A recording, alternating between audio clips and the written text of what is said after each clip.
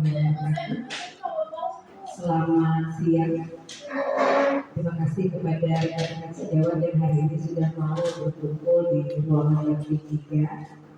Kali ini kita berkumpul untuk sama-sama mengikuti kegiatan Ibu Tutik calon guru penggerak angkatan 11 tentang diseminasi. Materinya adalah budaya positif.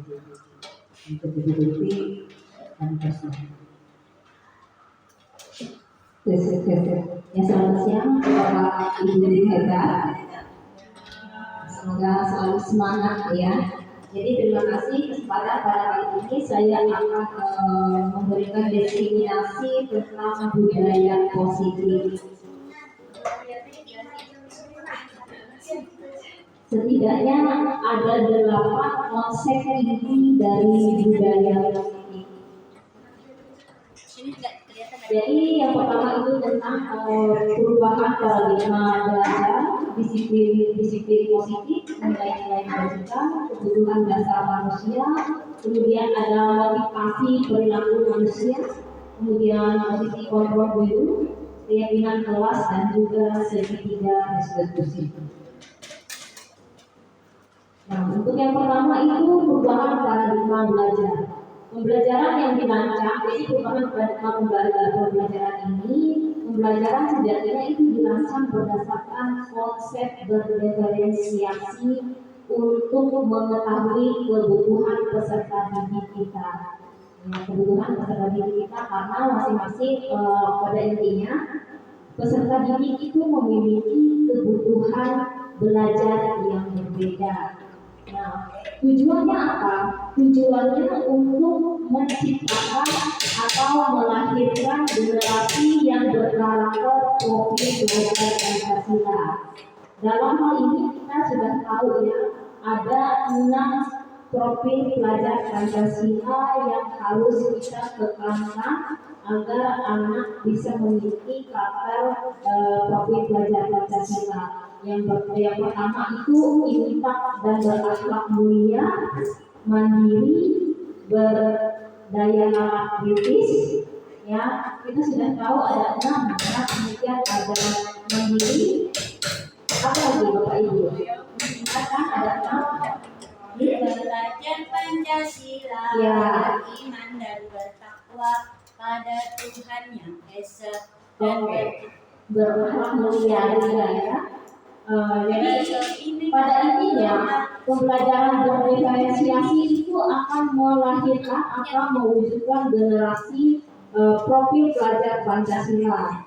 Nah, kemudian di sini kita lihat tentang paradigma stimulus respon yang biasanya sering terjadi ya di sekolah-sekolah ataupun di dunia pendidikan. Bagaimana seseorang itu bisa berubah melalui paradigma stimulus respon kepada teori kontrol. Di sini saya kutip dari Stephen Covey ya, tentang mengatakan tentang ini ya, stimulus respon ini. Bila kita ingin membuat kemajuan perlahan, sedikit-sedikit ubahlah sikap atau perilaku Anda.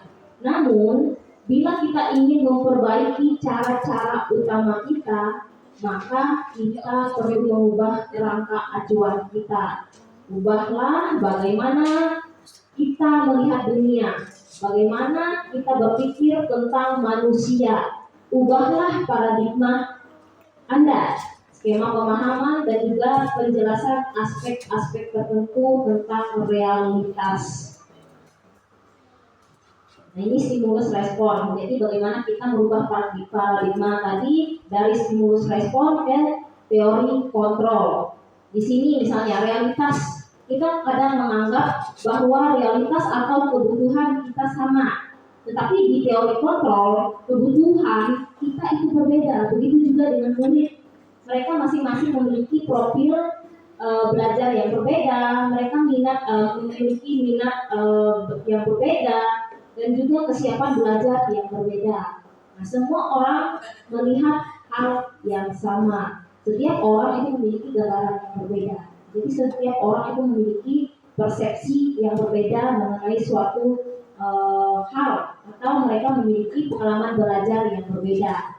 Kita mencoba mengubah orang agar berpandangan sama dengan kita. Jadi di sini kita tidak mengubah, kita hanya berusaha untuk memahami pandangan orang lain tentang dunia berdasarkan pengalaman belajar mereka. Kemudian perilaku buruk itu dilihat sebagai suatu kesalahan. Nah, tetapi di teori kontrol, semua perilaku itu memiliki tujuan. Kemudian orang lain itu bisa mengontrol saya. Sebenarnya di sini kitalah yang memiliki kontrol untuk diri kita sendiri. Kemudian saya bisa mengontrol orang lain. Nah, sebenarnya kita tidak bisa mengontrol tadi. Kita tidak bisa mengontrol orang lain. Pemaksaan ada pada saat bujukan gagal. Jadi ketika kita membujuk seseorang, mungkin kita akan memaksa agar seseorang itu bisa berubah. Tidak. Kalau untuk teori kontrol, kolaborasi atau konsensus bersama itu akan menciptakan pilihan-pilihan baru. Jadi pada intinya, setiap orang itu memiliki cara penyelesaiannya masing-masing. Kita hanya bisa mengarahkan anak ini bagaimana dia memilih keputusan atas dirinya sendiri tanpa melakukan penyimpangan-penyimpangan. Kemudian dalam stimulus respon, model berpikir menang kalah, tetapi di dalam teori kontrol, model berpikirnya menang-menang. Ya, win-win. Nah, setidaknya ada beberapa nilai-nilai kebajikan yang perlu kita angkat, yang perlu kita gali untuk menumbuhkan karakter-karakter profil tadi ya. Nah, ini mungkin kita bisa lihat mulai dari kepedulian, keterus-terangan, kebersihan, komitmen, belas kasih, percaya diri dan seterusnya ya. Ini bisa Bapak Ibu lihat di depan. Ya, mungkin ini nanti ada hubungannya dengan bagaimana Bapak Ibu nanti membuat keyakinan ataupun kesepakatan kelas. Jadi pada intinya ketika kita membuat kesepakatan ataupun keyakinan kelas ini ditulis oleh wali kelas ya, biasanya ini tugas wali kelasnya. Nanti ada kesepakatan bersama antara murid dengan wali kelas dengan melihat nilai yang ingin dicapai. Nah, kemudian selanjutnya, nah, sebagai seorang pendidik, saat Anda perlu hadir dalam suatu ini refleksi saja ya Bapak Ibu. Sebagai seorang pendidik, saat Anda perlu hadir di suatu pelatihan, motivasi apa yang mendasari tindakan Anda? Ini kita akan mempelajari tentang 3 motivasi dasar yang biasanya melatar belakangi manusia itu bertindak.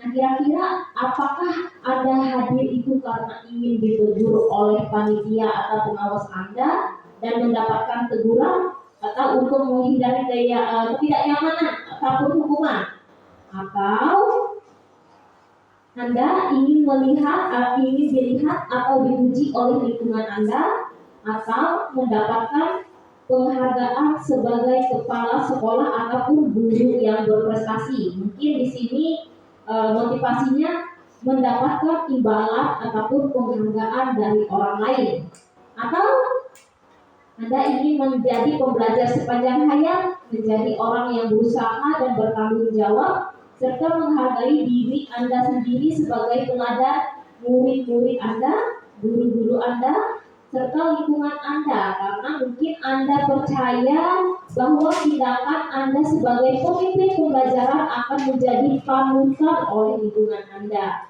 Jadi intinya di sini motivasinya mungkin saja menghargai nilai-nilai kebajikan yang ada pada diri sendiri. Jadi Bapak Ibu guru, mungkin dari tiga refleksi ini, 3 pertanyaan ini, pernyataan ini, kira-kira mana yang paling mendasari untuk Bapak Ibu? Nomor 3, yang paling kuat mendasari tindakan Bapak Ibu atau proses perubahan motivasi antara 2 motivasi tersebut. Ada mungkin untuk menghindari hukuman, untuk mendapatkan reward, atau karena menghargai diri sendiri atas dasar nilai-nilai kebajikan. yang paling sering? Nomor 3. Ya. Terus strategi apa yang selama ini kita terapkan untuk menanamkan disiplin positif pada murid-murid? Bagaimana hasilnya pada perilaku murid kita? Kira-kira kita sharing aja di sini. Strategi apa sebenarnya yang sudah kita terapkan dalam menanamkan disiplin positif pada murid-murid kita? Apa yang kita lakukan selama ini? Hal kecil saja, misalnya masuk Guru,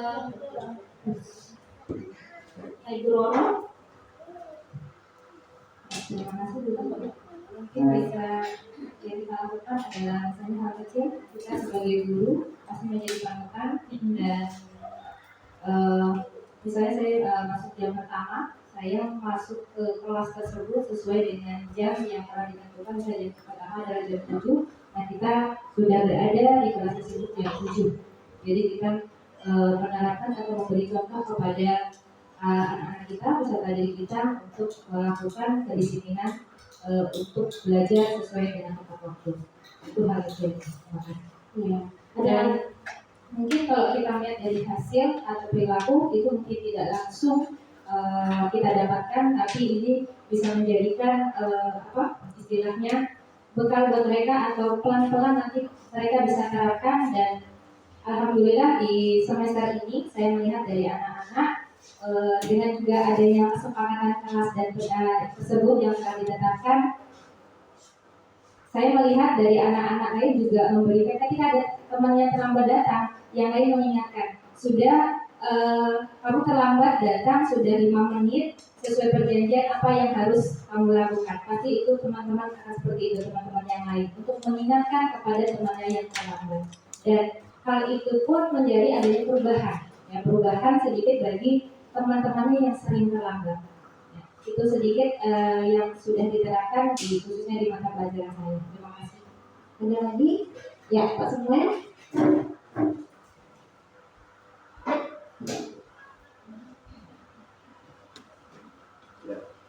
Terima kasih.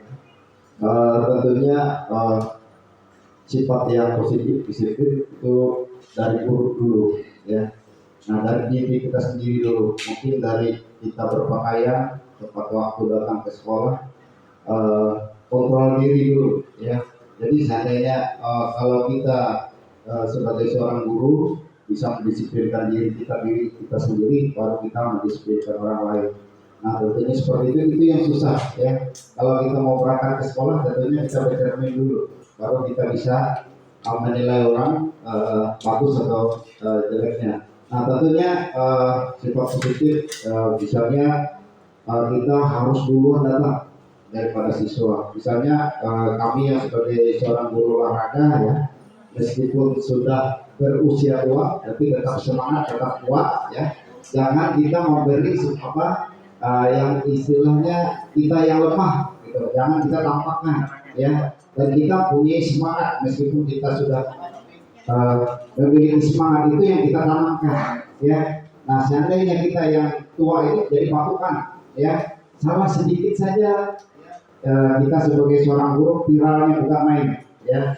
Nah, jadi tentunya kalau kita mau mendisiplinkan yang positif, diri kita dulu yang kita disiplinkan, intinya seperti itu. Nah, supaya kita disegani, gitu. Nah, misalnya kami di lapangan, seandainya mereka terlambat, ya bukan dianggap sebagai sanksi, ya. Apalagi kalau melakukan kesalahan gerakan, kita melakukan push up misalnya.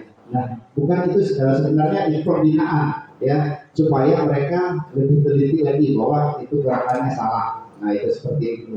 Jadi mereka menganggap itu hanya untuk merubah sikap yang salah saja, tapi mereka bukan menganggap sebagai suatu hukuman. Tetapi itu hanya kesalahan sedikit, tapi itu sifatnya positif, gitu. Apalagi kalau mereka terlambat, misalnya kita kasih sanksi lari lebih banyak daripada yang lain, supaya mereka mengingat bahwa mereka itu salah. Kalau kita tidak mengingatkan, kita sebagai seorang orang tua, ya, tentunya kita bisa mengingatkan mereka karena kita sudah mengalami semua itu. dan kita harus memberi nasihat-nasihat ya, memberi gambaran yang baik kepada anak. Nah, apa gunanya kita disiplin, karena disiplin itu penting dimanapun kita berada. Kalau kita mau sukses itu disiplin yang utama ya. Nah, mungkin diri saya sendiri juga kurang disiplin perasaan saya ya, mungkin karena ada istilahnya tugas-tugas, misalnya anak saya lambat ya, antara anak sekolah dulu karena dia namanya cewek ya kan. Nah, bagaimanapun seperti itu ya, mungkin itu saja. Terima kasih. Ya, terima kasih Pak Samuel dan juga Bu Roro, luar biasa sekali jawaban dari dua Bapak guru hebat ini. Ya, memang benar kita memang harus menjadi tauladan tadi ya, seperti yang dikatakan oleh Ibu Roro, kita harus menjadi role model untuk anak didik kita. Tadi seperti yang dikatakan oleh Pak Samuel, mulai dari diri dulu. Lalu bagaimana nantinya kita bisa menuntut. Ini sangat sesuai sekali dengan pemikiran Ki Hajar Dewantara, di mana tugas guru itu menuntut segala kodrat yang ada dalam diri anak agar nantinya mereka menjadi pribadi yang merdeka dan mandiri secara lahir dan batin. Dan juga tadi dari jawaban Bapak Samuel itu sudah melakukan yang namanya restitusi tadi ya. Oke, nah jadi disiplin positif ini juga kita bisa lakukan dengan melakukan pembiasaan kecil. Ya, walaupun pembiasaan kecil ini dampaknya juga nantinya akan menjadi sebuah dampak yang besar. Misalnya saja kita membudayakan 5S. Nanti setelah terbiasa itu akan menjadi sebuah budaya ataupun menjadi sebuah identitas sosial juga. Kemudian selanjutnya standar pendidikan nasional. Jadi dalam rangka menciptakan lingkungan positif, maka setiap warga sekolah dan pemangku kepentingan itu perlu saling mendukung, menghayati dan juga menerapkan nilai-nilai kebijakan yang telah disepakati bersama. Untuk dapat menerapkan tujuan mulia tersebut, maka seorang pemimpin hak pembelajaran perlu berjiwa kepemimpinan sehingga dapat mengembangkan sekolah dengan baik agar terwujud suatu budaya sekolah yang positif sesuai dengan standar kompetensi pengelolaan yang telah ditetapkan. Tujuan mulia dari penerapan disiplin positif ini adalah untuk membentuk murid-murid yang berkarakter, berdisiplin, santun, jujur, peduli, bertanggung jawab, dan merupakan pembelajar sebagai layak sesuai dengan standar kompetensi lulusan yang diharapkan. Jadi pada intinya kita sebagai pemangku kepentingan itu yang harus kita terapkan untuk mewujudkan generasi yang berkarakter itu adalah berkolaborasi, Bapak Ibu. Ya, pada intinya di sini kita saling mendukung, kita saling meresapi, menghayati dan juga menerapkan nilai-nilai yang telah kita sepakati bersama.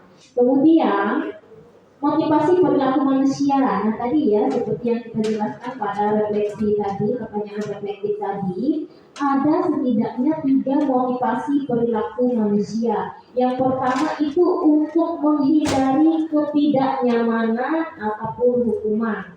Nah di sini seorang akan berkata, apa yang akan terjadi ketika saya melakukan ini? Ya, untuk menghindari ketidaknyamanan. Jadi motivasi ini bersifat eksternal, bukan dari dalam diri individu itu sendiri. Nah, sehingga ini prinsipnya untuk pembentukan ini masih belum maksimal. Kemudian yang kedua, untuk mendapatkan imbalan atau penghargaan dari orang lain. Seseorang akan bertanya, kalau menghindari ketidaknyamanan, mungkin tadi apa yang akan terjadi? Mungkin seseorang akan melakukan berulang karena dia tidak sadar dengan perilakunya. Motivasinya juga bersifat eksternal. Kemudian yang kedua, apa imbalannya? Apa penghargaan dari orang lain yang saya dapatkan ketika saya melakukan kesalahan atau ketika saya melakukan sesuatu? Jadi dia hanya mengharapkan imbalan. Apa yang akan dia dapatkan. Kemudian ini juga merupakan motivasi eksternal, bukan dari dalam individu itu sendiri. Yang perlu kita munculkan di sini adalah motivasi atau motivasi berkesadaran dari individu itu sendiri untuk menjadi orang yang mereka inginkan. Ya, jadi mereka harus bisa menghargai diri sendiri dengan nilai-nilai yang mereka percaya tadi. Ya, termasuk motivasi ya. Dari ketiga motivasi perilaku ini, yang paling ininya adalah menjadi diri kita sendiri. Ini berasal dari diri sendiri, karena dari sendiri dia termasuk motivasi internal. Kalau kita sudah bisa memunculkan motivasi internal, kita akan memiliki kesadaran penuh, tanggung jawab penuh akan apa yang kita lakukan. Ya, jadi kita akan tergerak tanpa orang lain menggerakkan. Jadi konsep merdeka itu bukan hanya tetapi kita memerintah diri kita sendiri. Ya, bukan menunggu orang yang memerintah kita, tetapi kita diperintah oleh diri kita sendiri untuk melakukan sesuatu yang positif. Nah, itu konsep merdeka. Jadi ini yang harus kita munculkan dalam diri murid agar menjadi manusia yang merdeka secara lahir dan batin sesuai dengan kodrat alam dan juga dengan kodrat zamannya. Nah, ini hukuman ataupun penghargaan sebenarnya memiliki dampak yang sama. Itu akan membuat atau menciptakan identitas gagal pada diri seseorang. Namun, ya, motivasi yang ada dalam diri kita sendiri, misalnya disiplin tadi, ya, itu akan menjadi motivasi sukses, ya, akan melahirkan identitas dia juga sukses.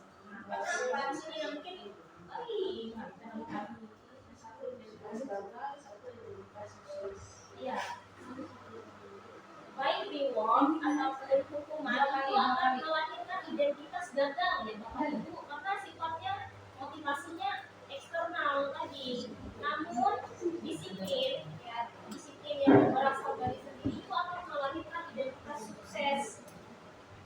Ini mungkin bisa kita pelajari di sini.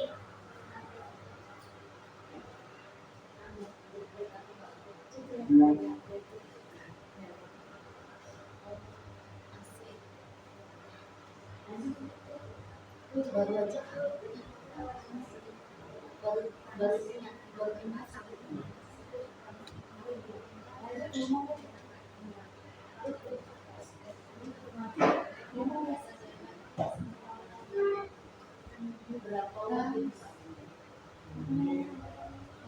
Oke, kita lanjut ya dalam pembentukan keyakinan sekolah atau kelas.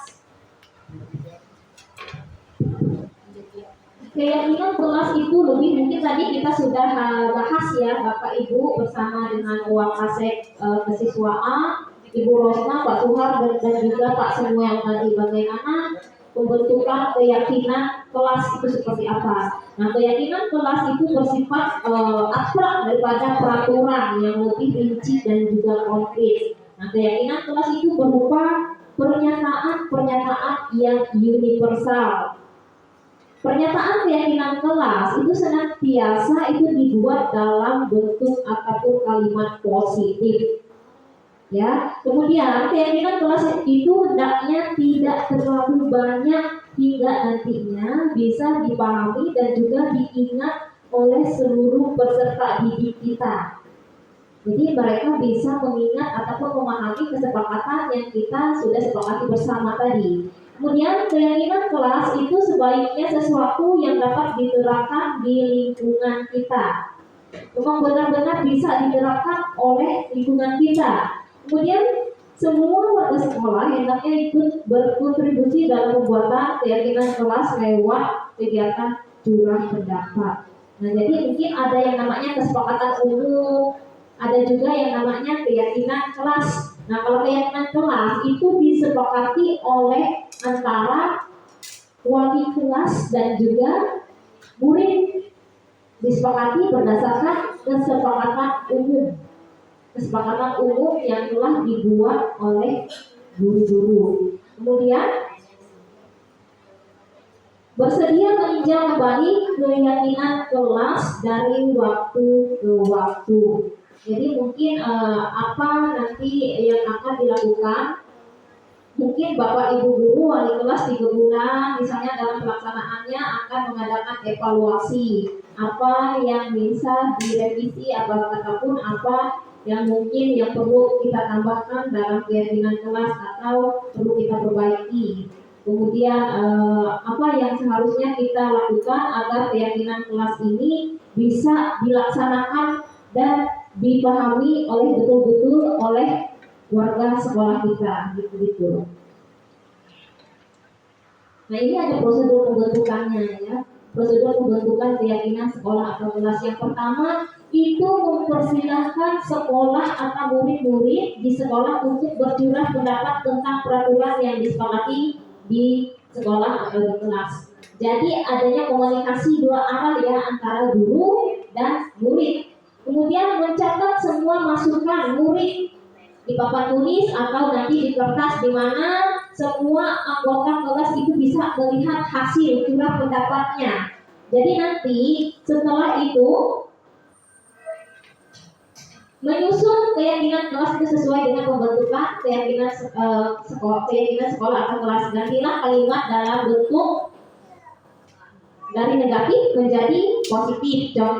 Contohnya dari kalimat negatif.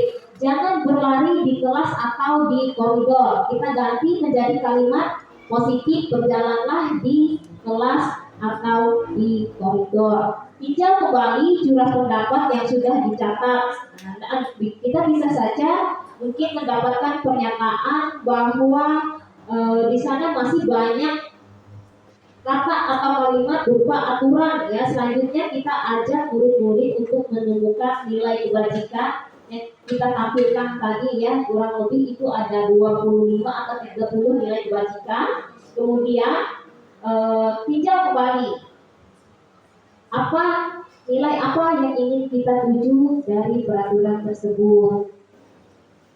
Kemudian meninjau ulang keyakinan kelas secara bersama-sama. Seharusnya misalnya setelah beberapa peraturan telah disatukan menjadi beberapa keyakinan, maka jumlah butir pernyataan keyakinan akan berkurang. Jadi kita mengklasifikasikan curah pendapat ini. Mungkin beberapa anak memiliki pendapat-pendapat tertentu, lalu kita klasifikasikan menjadi sebuah masalah ataupun keyakinan yang memiliki nilai yang serupa. Ya, nilai yang serupa. Kemudian bila terlalu banyak, nanti juga kita akan sulit untuk mengingatnya. Nah, jadi di sini paling tidak minimal ada 3 nilai kebajikan, paling banyak itu ada 7 katanya kemarin yang saya dapatkan informasinya. Kemudian setelah keyakinan sekolah atau kelas selesai dibuat, maka semua warga kelas itu dipersilahkan meninjau ulang kembali dan menyetujui dengan menandatangani keyakinan sekolah atau keyakinan kelas tersebut, termasuk di situ guru dan juga murid. Nah, keyakinan kelas atau sekolah selanjutnya akan diletakkan di dinding kelas di tempat yang mudah dilihat oleh semua warga sekolah. Jadi begitu ya untuk pembentukan keyakinan kelasnya. Jadi kita ada perlu diskusi dengan anak-anak, kemudian mereka mencatat semua apa yang mereka inginkan, kita klasifikasikan lagi sesuai dengan nilai-nilai itu.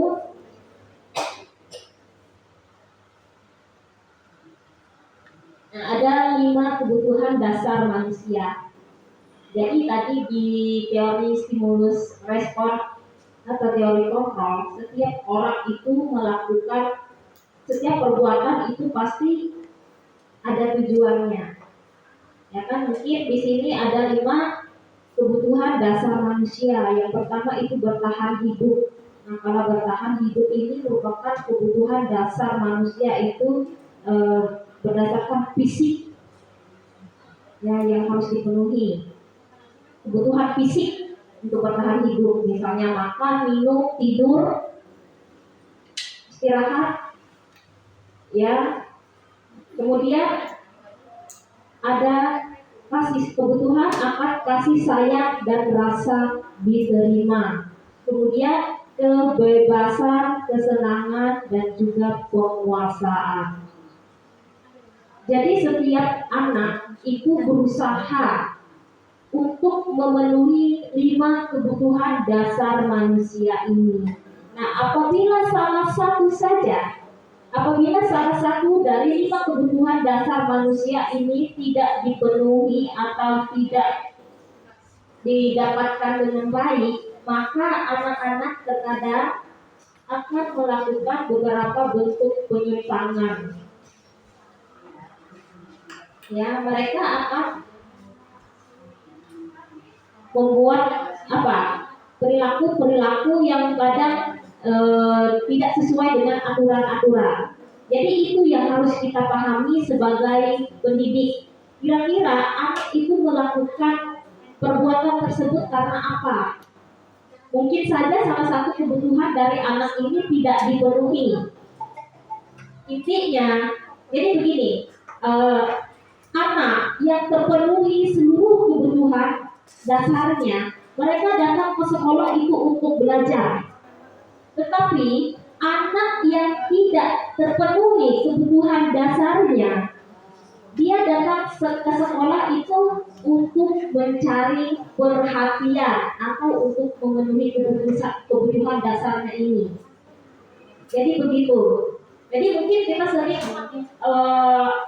mungkin saya juga sering beranggapan bahwa anak ini melakukan tindak ini mungkin karena memang begini, tetapi pada dasarnya mereka itu melakukan sesuatu itu karena ada yang melatar belakangi. Salah satunya mungkin yang melatar belakangi itu adalah karena kebutuhan dasarnya itu tidak terpenuhi.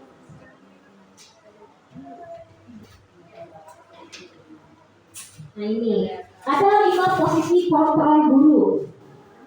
Nah ini sudah disampaikan oleh Ibu Rosna kemarin. Mungkin disampaikan oleh Ibu Rosna, mungkin kita sudah lebih paham Bapak Ibu guru. Tetapi ini saya mengulang kembali.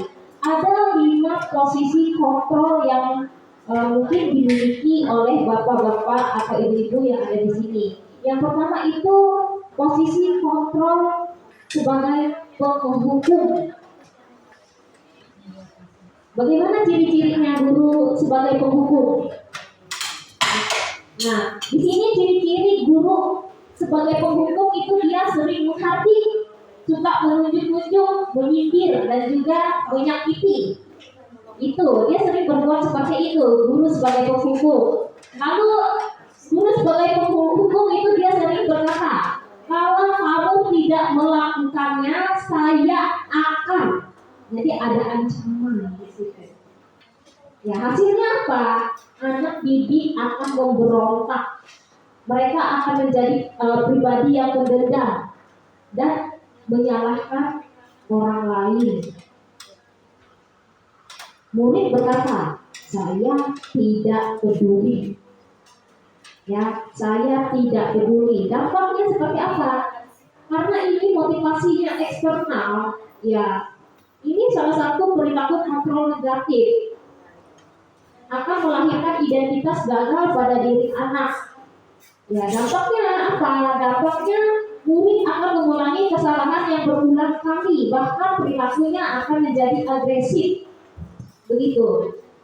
Kaitannya dengan dunia pendidikan atau dunia berkualitas, murid akan meletakkan guru di luar dunia yang berkualitas. Nah, begitu. Kemudian satu lagi, posisi kontrol sebagai pembuat orang merasa bersalah. Nah, ciri-cirinya seperti apa, Bapak Ibu? Ciri-cirinya guru itu cenderung berceramah. Dia selalu menunjukkan kekecewaannya yang mendalam ketika anak itu berbuat salah. Ya, kamu sudah mengecewakan saya sakit hati dengan perbuatan kalian. Ya, begitu. Nah, hasilnya apa?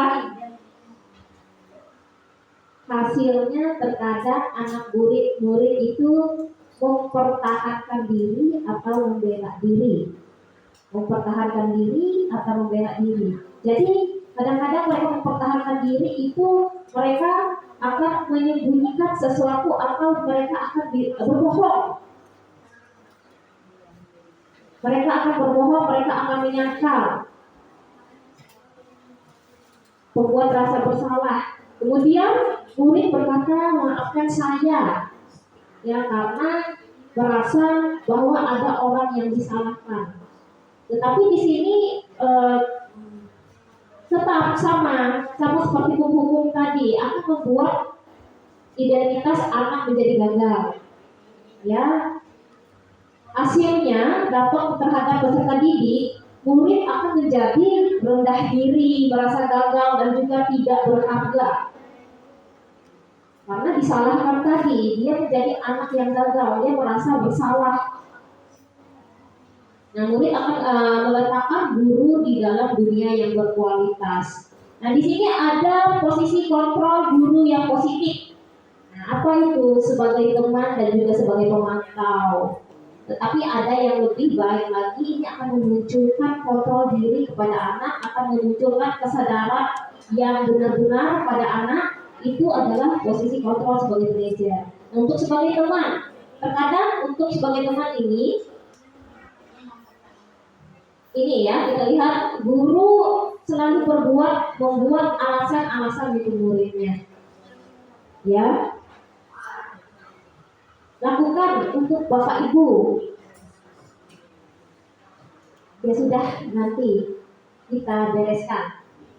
Gitu. Ini sebagai teman, memposisikan diri kita sebagai teman. Ya konsekuensinya mesti akan jadi tergantung. Ya, saya pikir bapak ibu itu teman saya. Walau teman saya itu akan nanti dimaklumi. Kalau saya salah mungkin akan dimaklumi karena dia memposisikan dirinya sebagai teman. Jadi dampaknya kepada murid itu tergantung tidak mandiri dan tidak bisa memutuskan. Jadi anak itu menjadi tergantung, tidak mandiri dan tidak bisa memutuskan akan permasalahan mereka. Jadi murid meletakkan guru sebagai orang penting di dalam dunia yang berkualitas. Kemudian pemantau, menghitung. Nah, jadi kalau pemantau itu guru menghitung, mengukur. Kita di sini mungkin sering jadi pemantau ya. Saya sendiri juga sering jadi pemantau di sini bukan menghukum, menghitung, mengukur. Saya memantau mereka kehadiran dan semacamnya. Oh ini sudah datang ini ya sini. Laporkan ini sebagai pemantau. Apa peraturannya, apa konsekuensinya, apa sanksinya, apa yang kamu lakukan, apa yang terjadi sekarang ini. Nah, jadi hasilnya menyesuaikan apabila diawasi. Anak ini akan menyesuaikan diri karena merasa diawasi. Saya akan dapat beberapa bintang kalau melakukan hal tersebut. Jika saya melakukan hal tersebut, saya akan mendapatkan apa? Nah, sama tadi ya, motivasi ini mungkin masih motivasi eksternal. Jadi dampaknya menitik beratkan pada dampak pada diri sendiri, mendapatkan hadiah atau hukuman tadi. Jadi murid meletakkan guru pada peraturan di dunia yang berkualitas. Kemudian manajer manajer. Jadi yang paling baik posisi kontrol di sini adalah posisi sebagai manajer. Ya, karena dalam posisi kontrol ini guru sudah melakukan yang namanya restitusi. Ya, Bapak Ibu, kira-kira kontrol kita di sini sebagai apa? Yang sering kita lakukan? Pemantau dan juga manajer. Sebenarnya di sini begini, ya kita misalnya kontrol kita sebagai manajer, kita bisa juga kita menempatkan diri kita sebagai teman ataupun sebagai pemantau. Ya, kita harus bersikap sebagai manajer, tapi ada kalanya juga kita memposisikan diri kita sebagai teman ataupun sebagai pemantau di sini. Iya, gitu.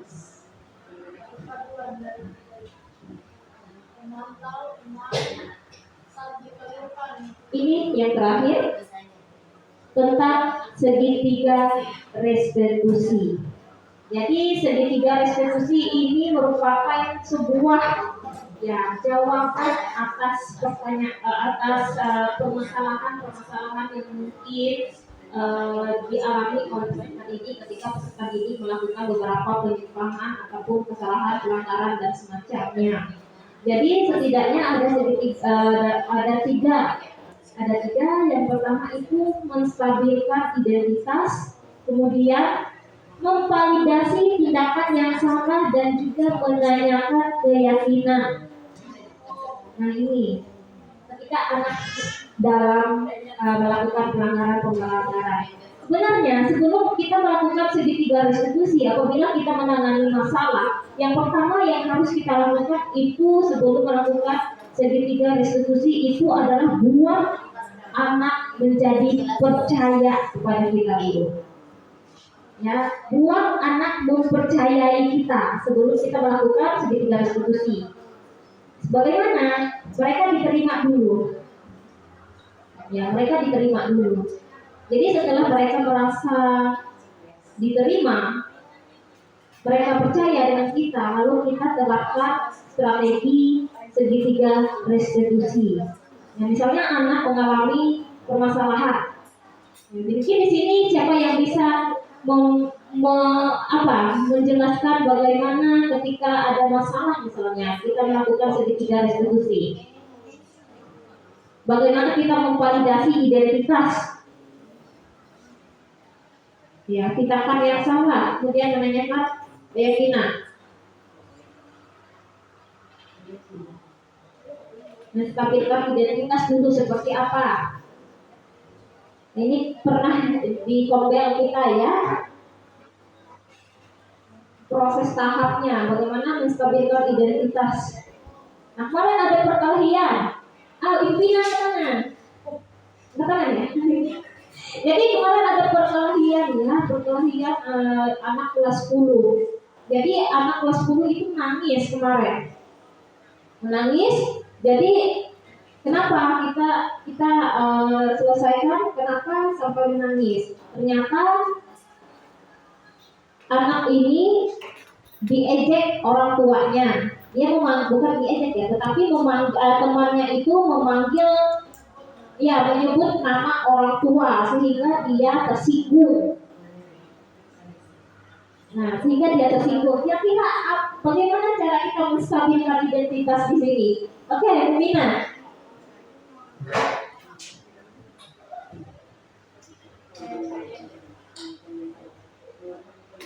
Baik, begitu, terima kasih.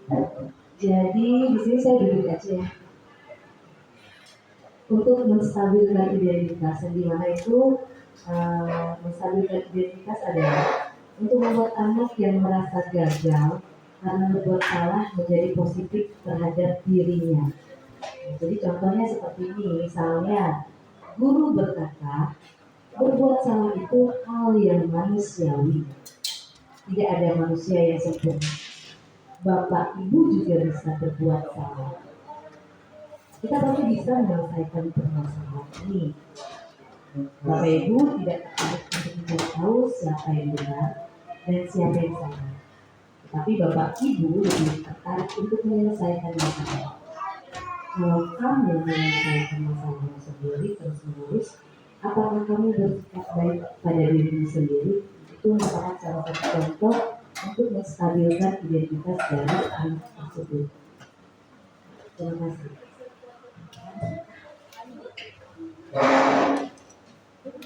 Kemudian untuk segitiga restitusi selanjutnya itu ada di validasi kebutuhan, yang dimana di situ adalah membantu murid untuk mengenali kebutuhan dasar atau yang bisa disebut dengan basic need, yang dimana ada hal yang ingin dipenuhinya ketika melakukan kesalahan. Jadi pada dasarnya setiap tindakan manusia itu tujuannya adalah memenuhi kebutuhan dasar, yang dimana apakah itu kekuasaan, kebebasan, kemudian kasih sayang, dan ada rasa untuk diterima. Kemudian keislaman, lalu yang tadi adalah bertahan. Nah, untuk contohnya di sini adalah Guru bisa berkata, kamu bisa saja kan melakukan hal lebih buruk, tetapi kamu tidak melakukannya. Atau kamu pasti punya alasan mengapa kamu melakukan itu. Nah, mungkin ada Bapak Ibu yang menambahkan dalam hal validasi tujuan, disilakan Ibu Haryanti atau Ibu Rosna atau Ibu. Oke. Ya, ini disilakan Ibu. Terima kasih. Saya bukan menambahkan, tapi saya mau menempatkan diri saya sebagai siswa yang tadi menangis. Misalkan saya ini nangis karena tersinggung karena nama orang tua saya dijelek-jelekan atau jadi bahan candaan. Kira-kira bahasa kita guru untuk menenangkan hati saya yang tersinggung seperti apa, Bu? Kan kalau begini ya, tapi mereka Ya, itu benar. Itu yang saya tanyakan tadi. saya mau nanya ketika posisi saya sebagai korban. Karena kadang saya juga mau belajar, takut ada saya nanti sebagai guru bukannya menenangkan siswa yang merasa jadi korban, saya malah membuat dia semakin down. Iya, semakin marah. Itu yang mau saya tanya. Iya, benar. Tadi itu yang jadi pertanyaan saya. Saya ingin bertanya kepada Bapak Ibu tentang kasus di mana kasus ini kemarin itu ada anak yang menangis, kata saya tadi kan. Anak yang menangis akibat dipanggil nama ayah, nama orang tuanya. Bagaimana Bapak Ibu menstabilkan identitasnya ini? Bagaimana nanti memvalidasi masalahnya? Tindakan yang salahnya itu seperti apa? Lalu selanjutnya menanyakan keyakinan. Ini praktik nyata kita seperti apa? Ya, itu yang ingin saya tanyakan tadi. Nah, penjelasan dari Ibu Nina itu sudah lengkap. Lalu dari Ibu Lydia sendiri, bagaimana kita sebagai seorang guru menenangkan, ya katanya menenangkan ketika anak itu dalam situasi yang emosional, ya kan? Nah, jadi di sini ini adalah jawabannya, yaitu menstabilkan identitasnya. Ya, contohnya seperti ini, dia menangis terseduh-seduh karena orang tuanya karena dia diejek-ejek ibu dia. Jadi kita harus masuk kepada perasaan anak itu sendiri untuk menstabilkan, untuk memulihkan. Ya, untuk memulihkan. Ibu tahu perasaan kamu, ibu juga pasti akan marah apabila diejek oleh teman-teman. Itu yang disebut dengan menstabilkan identitas. Nah, jadi ketika anak itu dimengerti perasaannya, mereka akan mulai merasa tenang. Ya, kita harus masuk dulu kepada perasaan anak itu sendiri, lalu kita menstabilkan identitasnya. Ya, ibu mengerti perasaan kamu, nak. Ya, ibu juga akan marah apabila orang tua ibu diejek. Jadi ada rasa penerimaan. Tetapi di sini tetap kita arahkan lagi kepada validasi tindakan yang salah. Di sini tujuannya agar kita tidak memvalidasi bahwa apa yang dia lakukan itu benar, tetapi apa yang dia lakukan itu tetap salah. Tetapi nantinya ketika dia tahu bahwa tindakannya salah itu, kita tetap menanyakan keyakinan apa yang ingin dia harapkan dari misalnya perilaku ini, dari kejadian ini. Ya, begitu. Tindakan yang salah tadi menstabilkan, kita masuk kepada ranah emosinya. Menstabilkan emosi anak itu, rasa diterima akan membuat anak menjadi tenang.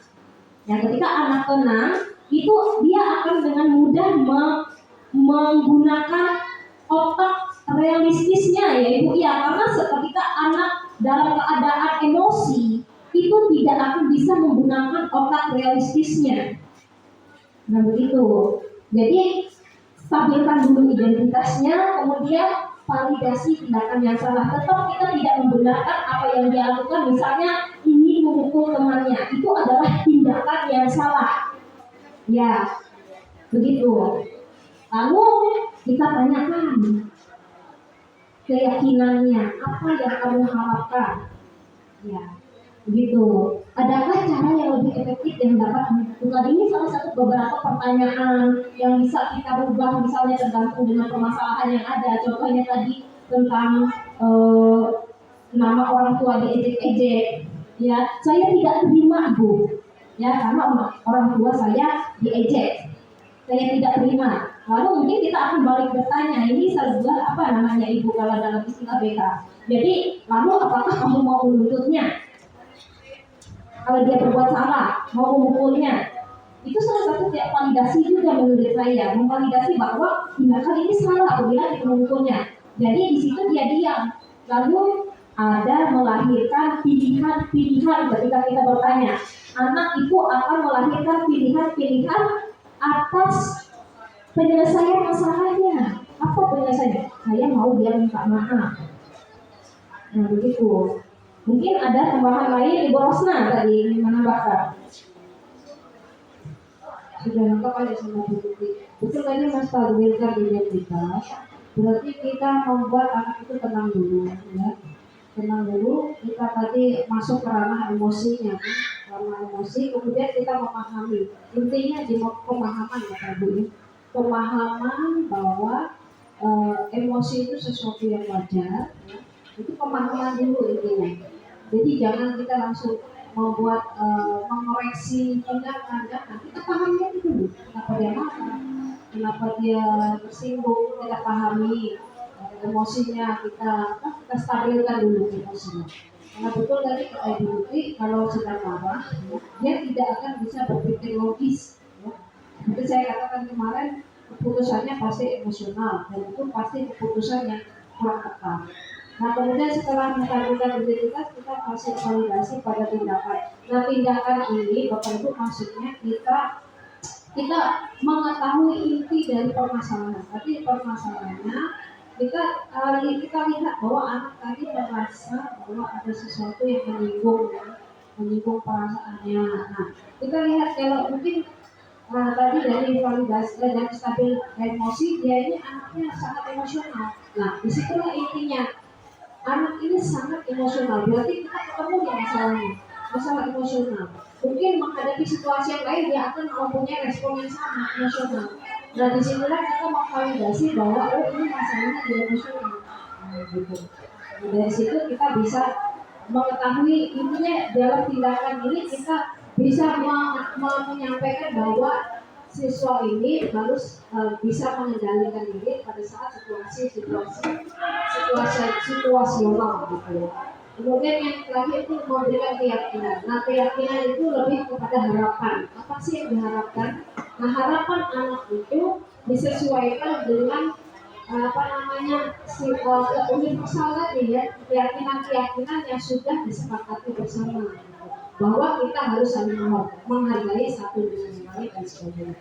Itu jadi proses diskusi seperti itu. Maka dengan demikian anak mengetahui kesalahannya di mana, dia bisa menyadari, memahami, dan dia memiliki keyakinan, harapan atau tujuan yang ingin dicapai, sehingga terbentuklah kepribadian atau identitas yang berhasil.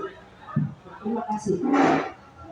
Terima kasih lengkap sekali jawaban dari mentor kita ya Ibu Rosna. Terima kasih. Mungkin ada tambahan atau pertanyaan lagi? Sudah jelas. Nah kalau sudah jelas, terima kasih. Mungkin sampai di sini pembahasan atau diseminasi tentang budaya positif saya akhiri. Assalamualaikum warahmatullahi wabarakatuh.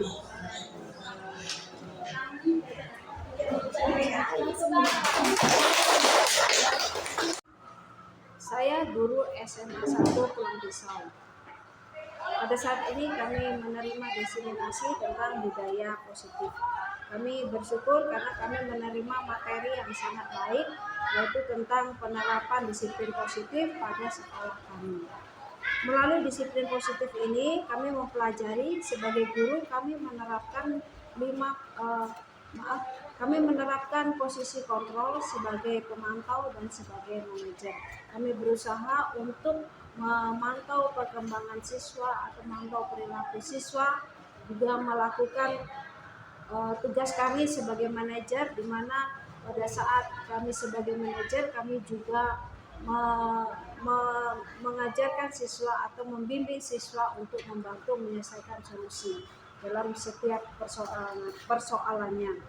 Nah, dalam melakukan disiplin positif, kami juga menerapkan apa yang disebut dengan konsekuensi dan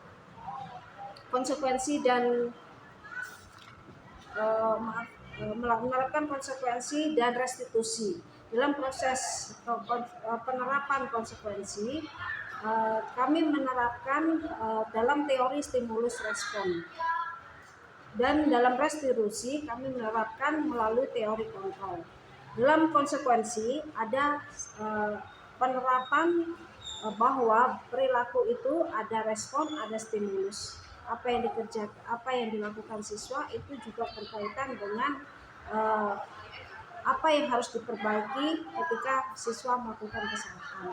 Dalam restitusi kami menerapkan bahwa siswa dimampukan atau dilatih untuk melakukan penyelesaian atau mengerjakan solusi, menyelesaikan setiap persoalan dalam dirinya, menemukan solusi untuk mengatasi persoalannya. Demikian yang telah kami terapkan di dalam sekolah SMA Negeri 1 Pulang Pisau. Terima kasih.